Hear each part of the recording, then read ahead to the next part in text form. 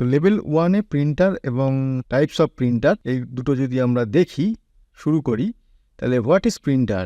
না, a printer is a hardware output device that is use to generate hard copy and print any document. যেটা পেপারে কোনো hard copy print দিতে যে যন্ত্রটার মাধ্যমে বা যে হার্ডওয়্যারটার মাধ্যমে দিই সেটাকেই বলে printer. A document can be of any type such as text file, image or combination of both. Text file হতে পারে, ইমেজও হতে পারে, অথবা দুটো মিলিয়েও হতে পারে। It accepts input commands by user on a computer or on other devices to print the document. আমরা যখন বাইরে থেকে কোনো প্রিন্ট দিই কিবোর্ড মাউসের সাহায্যে, বা মোবাইল থেকে প্রিন্ট দিই, বা ল্যাপটপ থেকে প্রিন্ট দিই, তখন সেই প্রিন্টারটা প্রিন্টারের কাছে কমান্ড যায়। কোথা থেকে যায়? সিস্টেম থেকে। সিস্টেমের মেন যে মাইক্রোপ্রসেসর আছে সেখান থেকে যায়।